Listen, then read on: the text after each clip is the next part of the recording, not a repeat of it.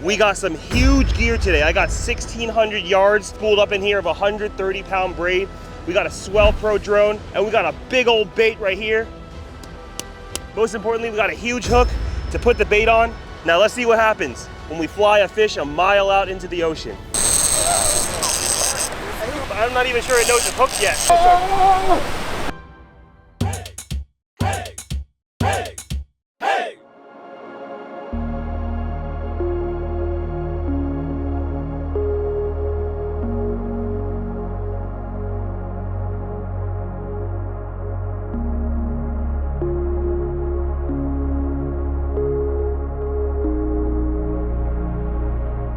Good morning, beautiful people.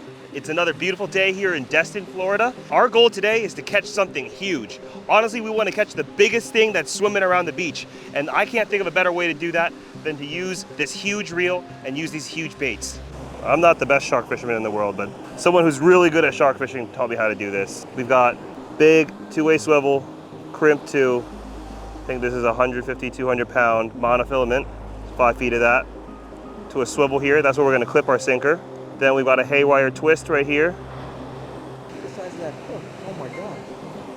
All right, let's attach this to the big rod. Put it in there. Actually, let's spool her up. It's like down with the thickness. Yeah, I like them thick.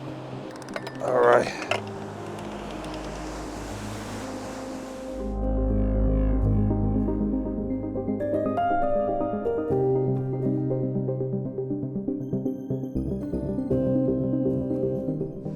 Oh yeah, that's not moving. All right, I'm gonna cut it. Yeah, dude, I'm kind of nervous too. Right. Put this 8-ouncer out. This is how you set the drag. Down here is really loose drag, right? All right. Then when you get a shark, you tighten it up, and then you set the hook on that. Now, if you really need to overpower it and do more, you push this and you go to full blast, and that's full drag. You can just lock it straight down. Yo, I bench 500 pounds and I can't pull that. Damn, you bench 500 pounds? And then this button right here is the 2-speed, so if you really need to wedge it in, it reels it in slower, but a different gear. Okay, I think we're good. So I just need a sinker. Jeez, that is a big boy. This is what we're using. All right. Fly that. Oh, I don't know, dude. That thing is huge, man. Dude, that thing is massive. Bro.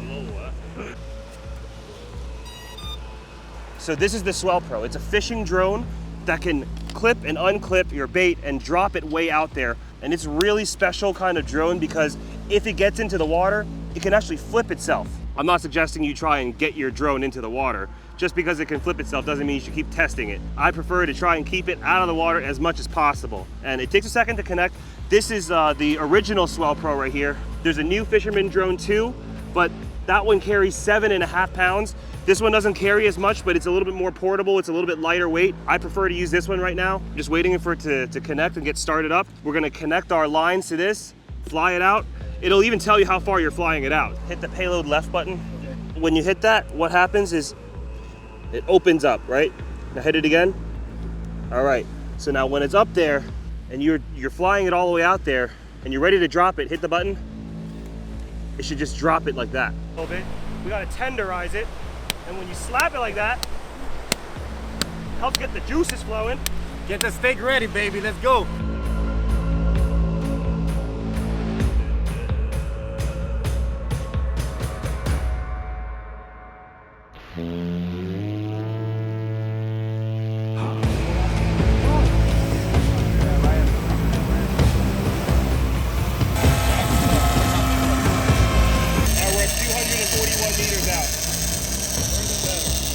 Dude, this is crazy.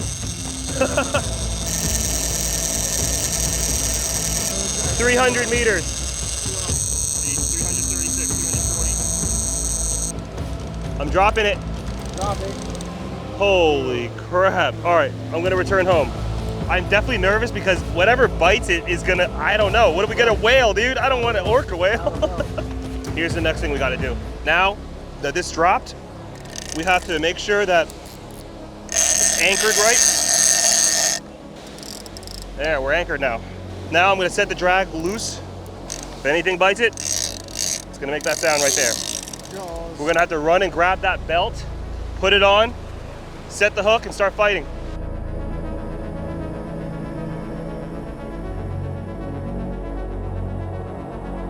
This next bait, we're gonna use like a really fresh mullet, smaller hook, there.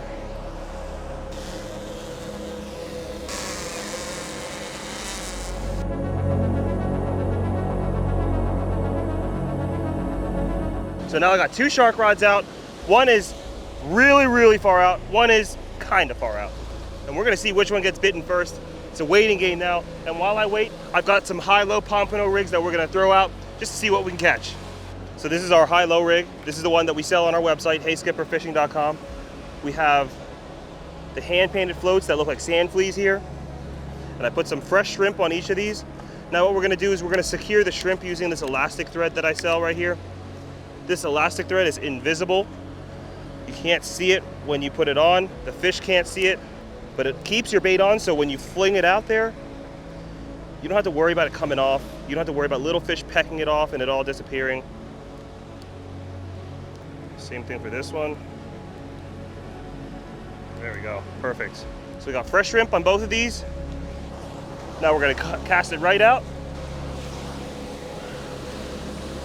Set it down and wait for any of the rods to get hit.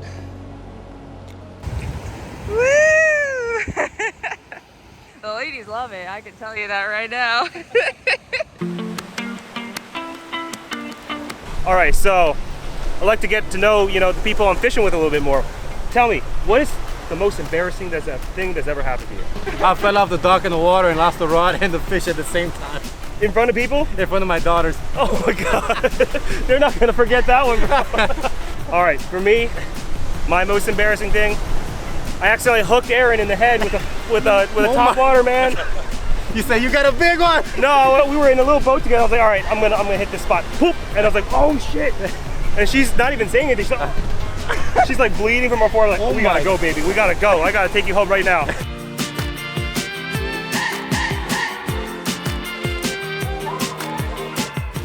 Yo, bro. Yo, it's been an hour. I don't believe in Arrington no more. I don't know, what are you doing, man? Listen, I got a 5.0 Google review, all right? Yeah. Don't be a hater. You got a 5.0 review? Yeah. I don't. I got faith, man. It's not his fault. I'm about to go home. It's the fish. If the fish aren't here, they aren't here. We'll see about it. No faith, man. I'm gonna give it 1 more hour. 1 more hour. No, that's good. I'm with you on that. 1 more hour. Last hour, if nothing, we're out of here, dude. We'll change the baits, we'll drop them back out, and then we'll go home. There you go. Give it one more try. Let's see.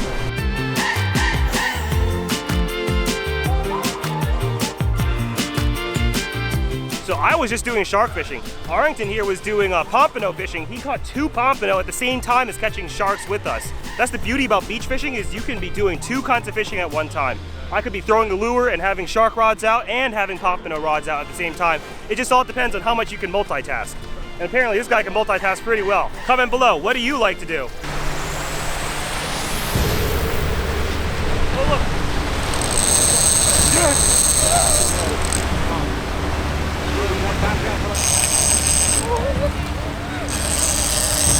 Let's go.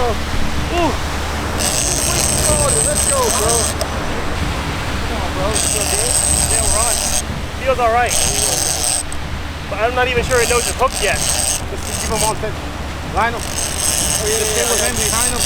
Could be a freaking a tiger. Could be a I've tiger caught shark. tigers. Yeah, I've caught tigers, but don't fight nothing at all. All right, let's take bets. What do we think it is? I'm gonna say a sandbar, 7 or 8 footer. What do you say? 7, 8 feet. All right, time to switch to. Ooh. Oh! Oh! Let's pull it in. Oh! That's what. Oh, yeah. Yeah. Now he came. He's hooked up. He's hooked up. You got him, man. Oh, let's go. No, I gotta. Hey, bro, you almost touched my butt cheek, bro. Oh shit! Not in That public. was a spot you, man. Not in public, bro. How's this shark feel? Is it pulling you? Oh yeah. He just kind of. I don't really think he knows he's hooked yet. You never know with these things because It could just take off, right? Yeah, it might. No. It might be a 7 footer. Might be a tiger. That's what happened with a tiger we caught. He didn't even fight. he just dragged and dragged until we showed up.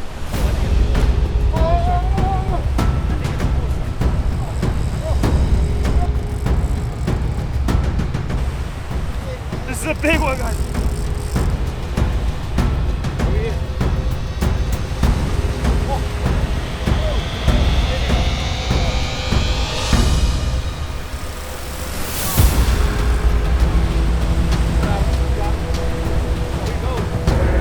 Here it comes.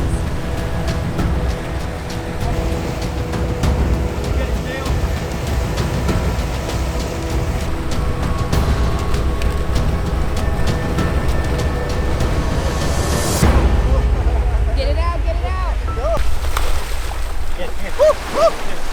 I got him here. All right, let's go on this side. On this side, right quick. Yeah. I did. I'm All right, ready? Yes. Let's get it back in the water. All right. Let's go. Anytime you guys are messing with these sharks, guys, be very careful. I've seen many people get cut. I had a buddy of mine that ended up in the hospital. This fish has been out of the water for less than a minute. Walk him back. Once you got him in the water, you start turning him. Get back out of them.